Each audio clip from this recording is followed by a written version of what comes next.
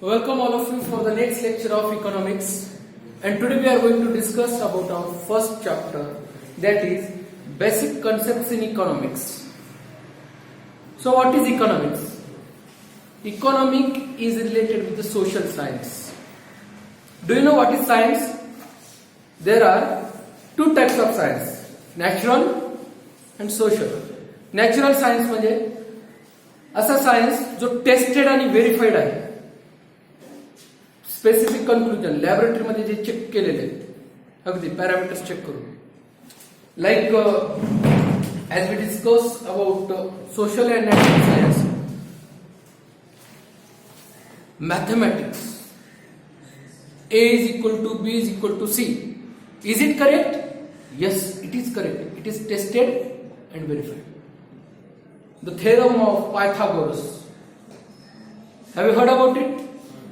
Whatever the concept you have learned in mathematics that are tested and verified. Whatever the concepts are related with the physics, Newton's law.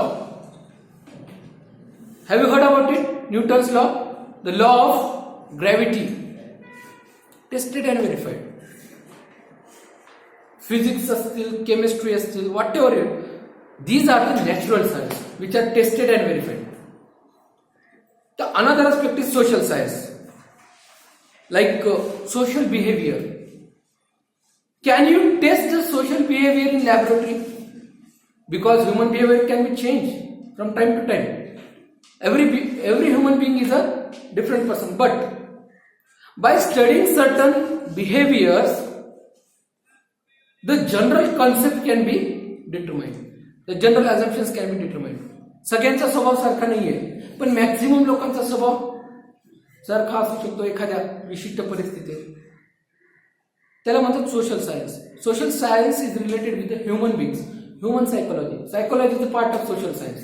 Economics is also same. असं म्हणतात की पैसा आल्यावर गर्व होतो. असं म्हणतात पैसा आल्यावर गर्व होतो. जनरल कन्सेप्ट बघितला तर कधी कधी खरं वाटू शकतं, पण सगळेच तसे आहेत का? कारण की आपण माणसांना लॅबोरेटरीमध्ये चेक नाही करू शकत. एखाद्या विशिष्ट परिस्थितीमध्ये चेक करू शकतो, एखाद्या विशिष्ट सिच्युएशनमध्ये चेक करू शकतो. म्हणजे natural science are related with the factors which can be tested in laboratory, and social science are related with the human beings. Me, you, all are human beings. So economic is a social science. लक्षात येते मी काय म्हणतो? Economics काय आहे? Social science. आता हा economic शब्द आला कुठून? From where does it arrive? The economics is origin from the economics lies in the Greek word which means oikonomia. Oikonomia म्हणजे हाऊस होल्ड मॅनेजमेंट, घरात जे मॅनेजमेंट करतो. मला सांगा, इकॉनॉमी खूप अवघड वाटतं का तुम्हाला? Is it difficult? It is non. It is not a difficult subject. It is interesting actually. तुम्ही इकॉनॉमिक्स कधी शिकलात का?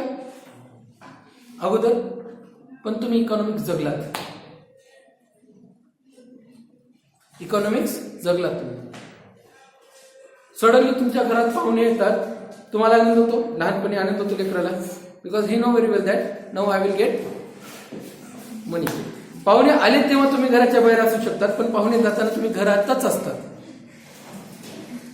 Because you know very well that जाता जाता काहीतरी जीवन जाते. लहान लेकराचा इकॉनॉमिक्स आहे.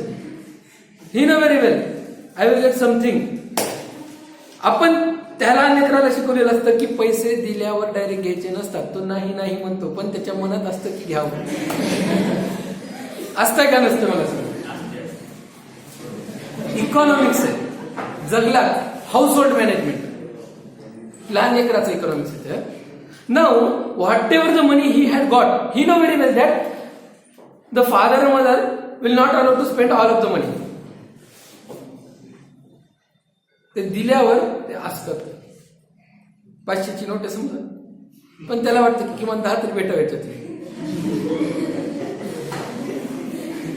आणि तो म्हणतो चॉकलेटला तर द्या.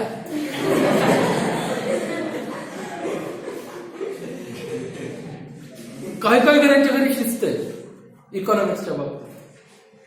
त्या लेकराला शिकवलेलं असतं, तुझे पैसे गल्ल्यात टाक, मला पण नको तुला पण नको, गल्ल्यात टाक, तुझेच पैसे ते काढू तर देत नाही. हक्क आहे का त्याचा त्याच्यावर? बिलकुल हक्क नाहीये. कमी जास्तीला मातीचा गल्ला आहे. ते लहानपणी असं प्लॅस्टिकचा गल्ला असायचा, त्याला ते झाकण असायचं खरं, वरून पैसे टाकले खालून निघायचे थोडे थोडे थोडे थोडे. नंतर एक कॉन्सेप्ट आला मातीचा गल्ला, पिगी बँक, ज्याला आपण इंग्लिशमध्ये म्हणतो, आपण अगदी सोप्या भाषेत बोलतो. पिगी बँक, मातीचा गल्ला, पैसे टाका, ते निघायचं तर काही नाव नाही. आणि शेवटी पप्पाला जेव्हा अडचण येते ना, अडचण एकदम, मग पप्पा जातात आईकडे. थोडे पैसे आहेत का तुझ्याकडे? आईकडे पैसे असतात, आईला माहिती की दिलेत येत नाही. आई म्हणते माझ्याकडे पण नाही. मग काय होतं, ते मॅनेज करतात पैसा. मग बाबाला माहितीये की आईकडे पैसा आहे, आईला माहितीये की माझ्याकडे पैसा आहे, पण सांगायचं नाही. दोघं एकमेकांना, त्यांना दोघांनाही माहित असतं. मग आई काय करते, बाबांना मॅनेज करू देते, बघते कुठपर्यंत मॅनेज करता येते, ट्राय करते. मग ज्या दिवशी किंवा ज्या क्षणाला आईला वाटलं की आता ह्यांच्याकडून पैसे मॅनेज होणार नाही, तरी खर्च महत्वाचा, जे काही पैसे लागणार ते महत्वाचं काम आहे. काय म्हणते, पैसे दिले तरी येत नाहीत, काय करावं? बाहेर, मग बाबा म्हणाले मी बाहेरून घ्यावं लागलं आता व्याजावर पैसे. आईला लक्षात येते व्याजावर घेतले की परत आता व्याज कोण भरा, पैसे तर घरातूनच चालले. आईला दुःख होते. आईला दुःख कशाचं होतं की व्याजावरून पैसे घेतले, पण आईला हे माहिती की मला पैसे द्यायचे नाहीत. मग आई काय करते, नका व्याजावर घेऊ, आपण मॅनेज करूत ना. मी विचारते शेजारच्या काकूला, त्यांच्याकडे आहे का बघून येते. आणि त्यांच्याकडे आई जाते आणि म्हणते की हे बघा मी तुमच्याकडून पैसे घेतले म्हणून सांगा. त्यांनी विचारले तर हो म्हणा. आणि आई त्यांना 10,000 15,000 जी काही रक्कम आहे ती देते आणि असं दाखवते की हे बघा आत्ताच घेऊन आले त्यांच्याकडून, पण त्यांना 2 महिन्यात परत द्यायच्या, त्यांनी सांगितले त्यांना लागणार ते पैसे, आता त्यांनी दिलेत. बाबा म्हणतात ठीक आहे ठीक आहे ठीक आहे. मग बाबा काय म्हणतात, बाहेर जाऊन गेल्यापेक्षा 15,000 भेटलेत ना, तर ठीक आहे. 2 महिन्यानंतर आईच बरोबर आठवण करून देते, त्यांचे पैसे द्यायचेत आपल्याला, मला बरं वाटत नाही आता त्यांना बघितले, त्यांनी मागत नाहीत म्हणून काय झालं, आपण तर द्यावं ना. बाबा म्हणतात की ठीक आहे देऊ. मग 10-15 दिवसात बाबा म्हणतात की हा 10 दिवसात देतो पैसे, आणि बाबा मॅनेज करतात.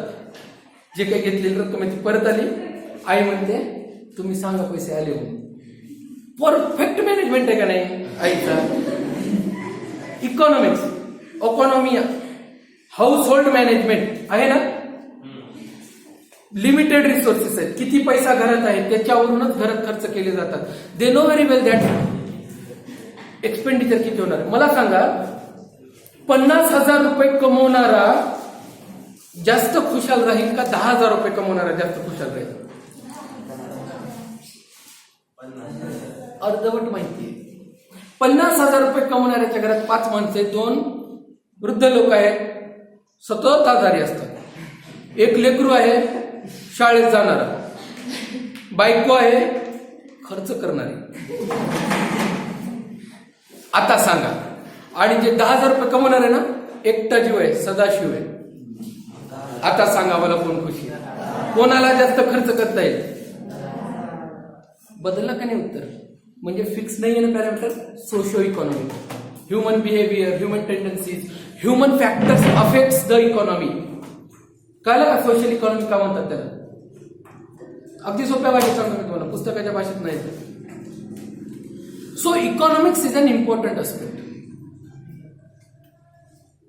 What does economics says? It's a queen of social science. Social सायन्सची राणी आहे इकॉनॉमिक्स. ठीक आहे, राजा कोणी विचारू नका, मला माहित नाही. क्वीन ऑफ सोशल सायन्स म्हणतात है ना. जेव्हा एखादी थिंग्स आपण कन्सिडर करतो त्याला फिमेल जेंडरमध्ये कन्सिडर करतो, म्हणून आपण क्वीन म्हणतो त्याला. ठीक आहे. बघा, मी तुम्हाला कौटिल्यबद्दल सांगितलं होतं. The great economist Chanakya. ऐकलंय तुम्ही त्याचं नाव? मी तुम्हाला सांगितलं होतं. चाणक्य ह्यांनी अर्थशास्त्राचा खूप मोठा बेस भारताला दिला. त्यावेळेस त्यांनी सांगितलं की टॅक्सेशन पॉलिसीज कशा असायला पाहिजे.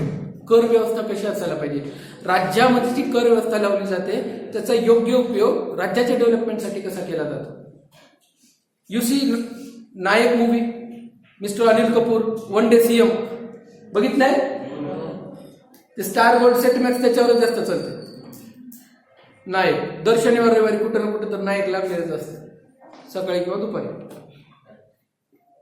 कर व्यवस्थेबद्दल सांगितले बघा त्याच्यामध्ये. अगदी काय होतं, झोपडपट्टीमध्ये अनिल कपूर जातं, त्यांना सांगतं की तुम्हाला राहायला घर दिले, तुम्ही राहायला घर आहे तर तिथं का नाही राहत. ते सगळं म्हणते की राहना कोण जाता है साहब, जैसे घर दिला है वैसे कुछ काम धंदा भी दिला देते. अनिल कपूरला टेन्शन येतं. अनिल कपूर म्हणते मी एका दिवसाचा सीएम आहे, मी तुमच्यासाठी जास्त काही करू शकणार नाही. पण महत्वाचा डायलॉग सांगतोय, पिन लीजिए प्लेन लीजिए, कुछ भी लीजिए लेकिन टैक्स भरिए.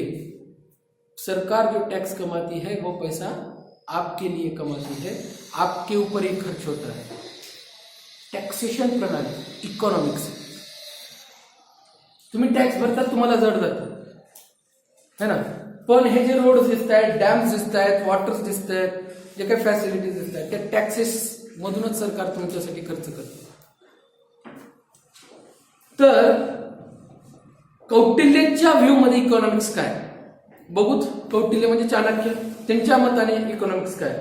अर्थ मीन्स वेल्थ अँड शास्त्र मीन्स सायन्स. शास्त्र म्हणजे सायन्स, अर्थ मीन्स वेल्थ. अर्थशास्त्र implies the science of acquiring, managing wealth. Essentially, अर्थशास्त्र is a treatise on political economy. It's broadcast in a broadest sense. Science of well-being, science of wealth. Wealth म्हणजे काय? Wealth म्हणजे काय? This watch is my wealth. This shirt is my wealth. Mobile is my wealth. Furniture. Wealth जर माझ्या नावावर असेल तर. Building is a wealth, land is a wealth. Wealth means everything which you enjoys is a wealth. Health is wealth म्हणतो ना आपण. आरोग्य ही संपत्ती आहे. म्हणजे वेल्थ म्हणजे काय? संपत्ती. तर science of acquiring managing wealth म्हणजे पैसा गोळा करण्याची आणि मॅनेजमेंट करण्याची जी कला आहे ते म्हणजे इकॉनॉमिक्स. कौटिल्य म्हणतात. It's not my view. Kautilya काय म्हणतात बघा, पैसा कमवणं आणि पैसा मॅनेज करणं या दोन्ही वेगवेगळ्या कला आहेत. पैसा कमवणं वेगळी गोष्ट आहे. परवाच एक उदाहरण देतो. शेट्टी नावाचे बिझनेसमॅन आहेत. मागच्या डिसेंबरमध्ये त्यांच्या कंपनीची व्हॅल्यू $2 बिलियन होती. किती? $2 बिलियन. आज त्यांची कंपनी 4-5 दिवसा अगोदर $1 विकली गेली. फक्त 74 ते 73 रुपयाला. कंपनी म्हणतो. 2 भाऊ मुकेश अंबानी, अनिल अंबानी. मुकेश अंबानी एशियाचे सर्वात श्रीमंत व्यक्ती झाले. अनिल अंबानी आज बॅलन्स मध्ये मायनस मध्ये. खूप मोठं कर्ज आहे त्यांच्यावर. एक्वायरिंग करणं वेगळी गोष्ट आहे, मॅनेज करणं वेगळी गोष्ट आहे. तुमच्याकडे पैसा आहे, मी तुम्हाला म्हणलं की 10,000 रुपयाचं मला सगळ्यांना दिले, सगळ्यांना 10,000 रुपये दिले, खर्च करा. प्रत्येकाचा कला आहे खर्च करण्याचा. कोण कशावर करणार, कोण कशावर करणार. मी काय म्हणलं, ते पैसे आले की लेकरू कशावर खर्च करणार? चॉकलेटवर, त्यानं खेळणीवर, कपड्यावर खर्च करते का? त्याला माहिती हे तर कसं पण येते, रडून रडून घेता येते. जे भेटणार नाही ते मॅनेज करू. प्रत्येकाचं इकॉनॉमिक्स. तुमच्या घरातही इकॉनॉमिक्सच आहे. पैसा आलं ते मोठीच गोष्ट आहे, पण त्याला मॅनेज पण करणं मोठी गोष्ट आहे. Proper utilisation of resources, proper utilisation of money, पैशाचा योग्य वापर योग्य ठिकाणी, तर ते म्हणजे इकॉनॉमिक्स, असं कौटिल्य म्हणतात. कौटिल्याचे काही महत्वाचे व्ह्यूज आहेत की मध्ये, म्हणजे की म्हणजे महत्वाचे. बघू काय, अगदी 4 दिलेत आपल्याला.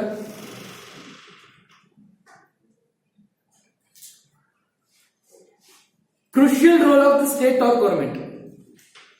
इकॉनॉमिक्सचा मॅनेजमेंट करणं ह्यामध्ये राज्याचा आणि गव्हर्नमेंटचा खूप महत्वाचा रोल आहे. खूप महत्वाचा रोल आहे. How does they manage economics. एक एक्झाम्पल देतो तुम्हाला, इकॉनॉमिक्स चुकलं तर काय होतं. व्हेनेझुएला नावाचा देश आहे, ऐकलंय कधी? व्हेनेझुएला हा जगातील one of the biggest petrol and डिझेलचा प्रोड्युसर होता. मायनिंग तिथं सर्वात जास्त केली जायची आणि पेट्रोल डिझेल असणारे देश खूप संपन्न आहेत, पैसा खूप कमवतात. सौदी अरब फुल पैसा आहे यांच्याकडे. जे देश पेट्रोल डिझेल विकतात आज ते तर श्रीमंत आहेत. व्हेनेझुएला पेट्रोल आणि डिझेलची खाण असणारा देश बँकरप्ट झालाय. बँकरप्ट म्हणजे कळतं तुम्हाला? शिवाजी द बॉस पिक्चर बघितलाय, त्याचा शिवाजी झाला समजा. काय झालं शिवाजी सोबत?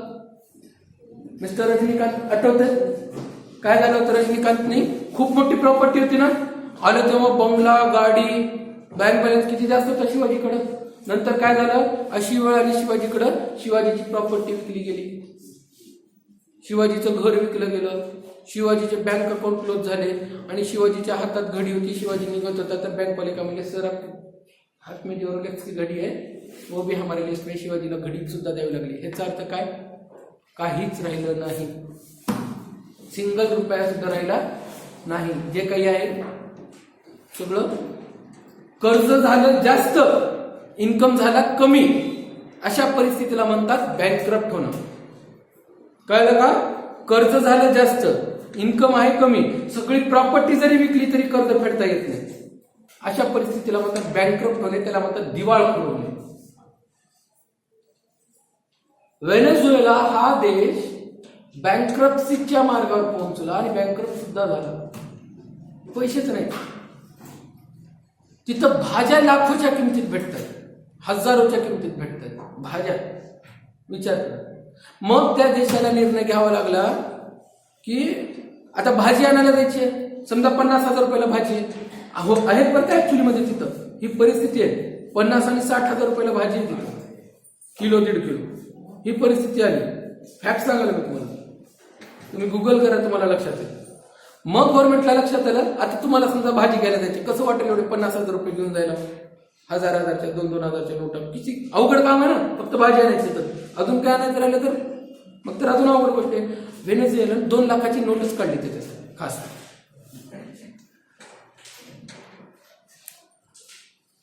इकॉनॉमिक्स फेल झाला त्या देशाचा. इकॉनॉमिक्स का फेल झाला? त्या देशाला वाटलं की पेट्रोल आणि डिझेलच्या मार्केटमध्ये टिकायचंय, तर त्यानं प्राइस तोडली. प्राइस तोडणं म्हणजे काय करणं? जे कॉम्पिटिटर प्राइस देत आहेत त्याच्यापेक्षा कमी किमतीत देणं. जसं जिओने फुकट दिलं ना प्राइस तोडण्यासाठी, तसं व्हेनेझुएलाने सुद्धा पेट्रोल आणि डिझेलच्या किमती खूप कमी केल्या. त्यांना वाटलं आता इकॉनॉमी सुधारेल, उद्या सुधारेल, लॉस मध्ये घ्यायचं. ऍक्च्युअली परिस्थिती, सध्याची परिस्थिती सांगतो. इकॉनॉमिक्स म्हणून महत्वाचं आहे. इथं गव्हर्नमेंटचा खूप महत्वाचा रोल येतो. कळलं का? देशाची अर्थव्यवस्था वाढतीये, गव्हर्नमेंटलाच आपण जबाबदार ठरवतो, गव्हर्नमेंटचीच तारीफ करतो. देशाची अर्थव्यवस्था कमी होत असेल तर कोण जबाबदार आहे? बट ऑब्वियस आहे. असं कोण म्हणतात? कौटिल्य म्हणतात की खूप क्रुशियल म्हणजे महत्वाचा रोल आहे गव्हर्नमेंटचा.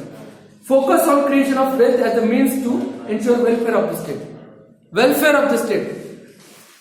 स्टेट म्हणजे फक्त राज्य नाही आहे, आधी प्रांत व्यवस्था होती आपल्या देशामध्ये है ना. स्टेट म्हणजे देश. समजा युनायटेड स्टेट्स ऑफ अमेरिका देशच आहे ना.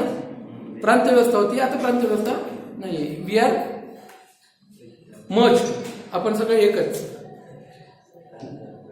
तर एखाद्या देशाची अर्थव्यवस्था वाढवण्यासाठी सुद्धा, त्या देशाला सुजलाम सुफलाम करण्यासाठी सुद्धा इकॉनॉमिक्सचा महत्वाचा रोल आहे. Need for efficient administrative machinery for good governance. Machinery म्हणजे फक्त मशीन नाही आहे. मशिनरी म्हणजे मशीन नाही. मशिनरीज म्हणजे मेकॅनिझम, व्यवस्था, त्याला मशिनरीज म्हणतात. शब्दशः अर्थ नका घेतो. कधी कधी सेंटेन्स वाचल्यावर तुम्हाला अर्थ लावता येतो. Need for efficient administrative. बघा, प्रॉपर मॅनेजमेंट करायचं आहे. पैशाचा मॅनेजमेंट करणं, त्याच्यासाठी खूप प्रॉपर मॅनेजमेंट लागतं, फ्लेक्झिबिलिटी लागते, कॉम्प्लेक्स डिसिजन लागतात, फर्म डिसिजन लागतात. सोपं आहे का पैशाचं मॅनेजमेंट करणे? अगदी घरातही पैशाचं मॅनेजमेंट करणं जर सोपं नसेल तर देशाची अर्थव्यवस्था सांभाळायची तर इफिशियंटच लोक लागतील ना, है ना, एक्सपर्ट्स लागतील ना. Comparison of political ideas into अर्थशास्त्र. बघा, पॉलिटिकल आयडियाज खूप महत्वाचे आहेत. काय असतात? आयडिया येणं वेगळं आहे आणि त्याला इम्प्लिमेंट करणं ऍक्च्युअली मध्ये त्याच्यासाठी वेगळा लागतो. कोणती आयडिया इम्प्लिमेंट करण्यासाठी काय लागतो? आयडिया इम्प्लिमेंट करण्यासाठी काय लागतं? आयडिया डोक्यात येऊ शकते ना आपल्या. मला वाटतं की ही कंपनी चालू करायची, असं एक प्रोडक्ट तयार करायचं, पण पैसा लागतो का नाही लागतो? म्हणजे पॉलिटिकल ज्या आयडियाज आहेत, 5 ट्रिलियनची इकॉनॉमी बनवणार म्हणली होती का नाही? पीएमने म्हणलं होतं का नाही आपल्याला 5 ट्रिलियनची इकॉनॉमी बनवणार? आयडियाज आहे, त्याला इम्प्लिमेंट करण्यासाठी काय लागतं? अर्थशास्त्र, पैसा, आणि त्यामुळे इकॉनॉमिक्स महत्वाचं आहे. ठीक आहे. आता ऍडम स्मिथ नावाचे इकॉनॉमिस्ट होते, अर्थशास्त्री. आणि ऍडम स्मिथने इकॉनॉमिक्स बद्दल काही माहिती आपल्याला दिली, ते आपण शिकूया. ठीक आहे. Classical economics, Adam Smith also regarded as the father of economics. Underline करून ठेवा, तुम्हाला महत्वाचा प्रश्न आहे. Who is the father of economics?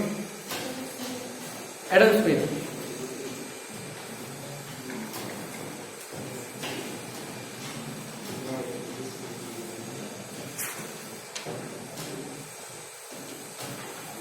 काय म्हणतात बघा ते. त्यांनी वेल्थ ओरिएंटेड इकॉनॉमिक्सची एक डेफिनेशन दिली आहे. कधी दिली आहे? 1776 मध्ये.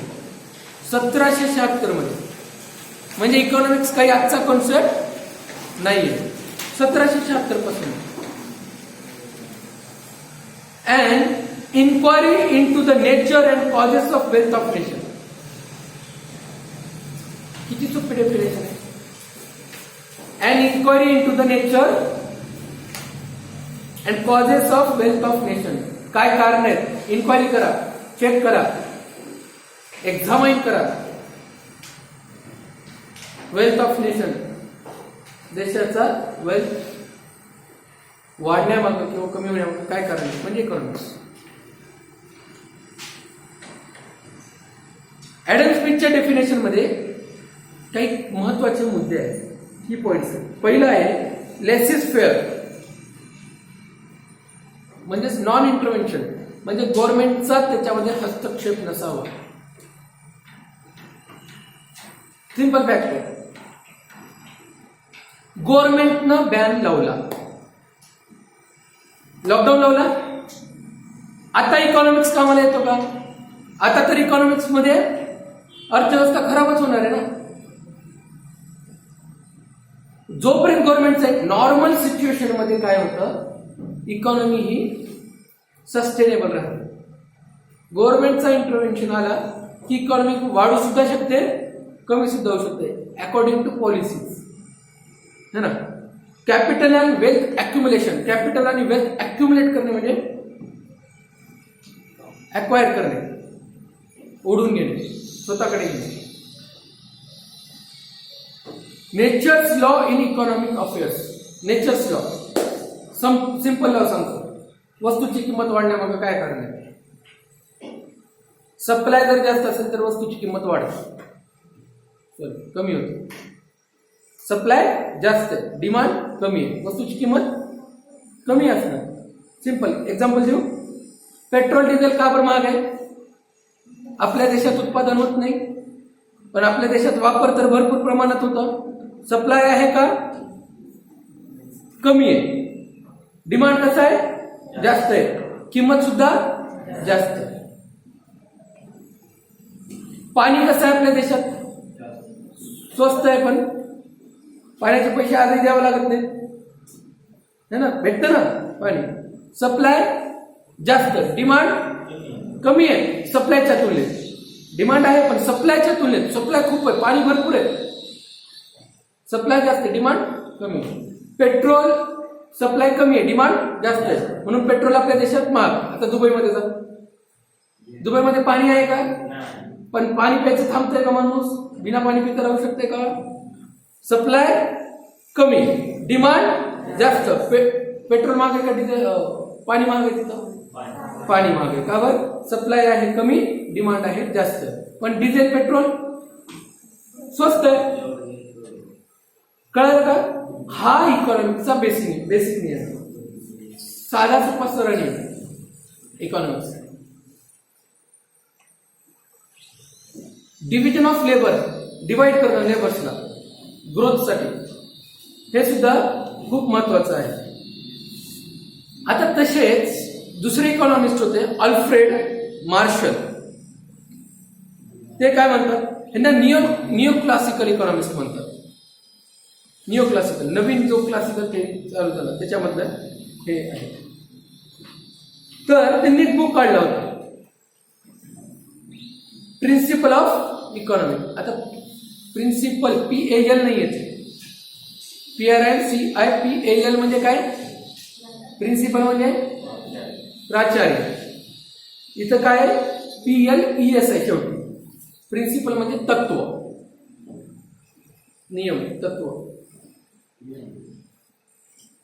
त्यांनी ते पुस्तक काढलं होतं, तत्व काय आहे इकॉनॉमिक्स, त्याबद्दल 1890 मध्ये.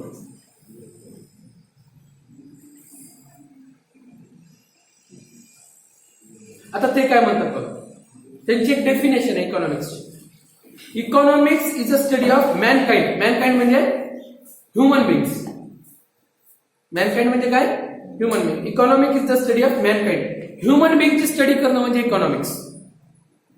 In the ordinary business of life, जे काही सर्वसामान्य लाईफ मध्ये आपण जे काही करतोय ना ते म्हणजे इकॉनॉमिक्स. मी आता म्हणलं ना तुम्हाला, त्या लहान लेकराचं उदाहरण दिलं ते त्याचा इकॉनॉमिक्स आहे. आईचा इकॉनॉमिक्स वेगळा आहे, बाबांचा इकॉनॉमिक्स वेगळा आहे. कंपनीमध्ये जेव्हा मुकेश अंबानी जातात त्यांचा इकॉनॉमिक्स वेगळा आहे, घरी असताना त्यांचा इकॉनॉमिक्स वेगळा आहे. जे काही ऑर्डिनरी सेन्स मध्ये आपण जे जनरल लाईफ मध्ये करतो ना ते सगळं इकॉनॉमिक्सच आहे. पण आपल्याला माहित नाही त्याला इकॉनॉमिक्स म्हणतात, समजत नाही आपण, समजून घेतले त्या हिशोबाने. असं अल्फ्रेड मार्शलचं म्हणे, it examines that part of individual and social action which is closely connected with the attainment and use of material requisites of wellbeing. Material requisites जे काही तुम्हाला भौतिक गोष्टी लागतात,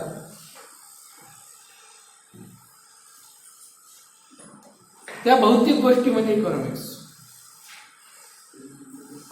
तुम्हाला भरपूर गोष्टी आजूबाजूला लागतात, त्या सगळ्यांचं मॅनेजमेंट करणं म्हणजे इकॉनॉमिक्स आहे. गाडी घ्यायची आहे त्याच्यासाठी बचत करतात, इकॉनॉमिक्स आहे. कंपनी चालू करायची आहे त्याच्यासाठी पैसा मॅनेज करतात वेगवेगळ्या सोर्सेसनं, इकॉनॉमिक्स आहे. मेडिकलचा खर्च आलाय घरात त्याच्यासाठी पैसा मॅनेज करतात, इकॉनॉमिक्स आहे. मुलाच्या शिक्षणाला, मुलीच्या शिक्षणाला, मुलाच्या लग्नाला, मुलीच्या लग्नाला फ्युचरमध्ये पैसे लागतील म्हणून पैशाचं मॅनेजमेंट करतात, इकॉनॉमिक्स आहे. म्हणजे जे काही तुम्ही जनरल लाईफमध्ये करताय ते इकॉनॉमिक्स आहे असं कोण म्हणतात? Alfred Marshall. त्यांचे काही महत्वाचे पॉइंट्स आहेत ते काय म्हणतात बघा. Study of an ordinary man, सर्वसामान्यांची स्टडी करणं म्हणजे इकॉनॉमिक्स आहे. ऑर्डिनरी मॅन, आम आदमी. Economics is a behavioural science. Economics हे बिहेवियरल सायन्स आहे. बिहेवियरल सायन्स म्हणजे काय? एखाद्याचा बिहेवियर चेंज करणं, चेक करणं. सगळ्यांचा बिहेवियर सेम आहे का? एखाद्या संत माणूस आहे एकदम, त्यांना असं सांगा, साहेब हे करोडो रुपये तुम्हाला मी देतो, कुठं तुम्ही समाधी वगैरे घेत, कुठं तुम्ही ध्यान वगैरे करत बसतात, हे घ्या करोडो रुपये, करायला नाही. करू शकता का त्यांना? त्याचा बिहेवियर वेगळा आहे पैशाच्या बाबतीत. ह्युमन बिंग आहे ना, त्यांचा बिहेवियर वेगळा. तुमच्यासारख्याला, माझ्यासारख्याला असं करोडो रुपये दिले, सगळ्यांचा बिहेवियर वेगळा होणार का नाही?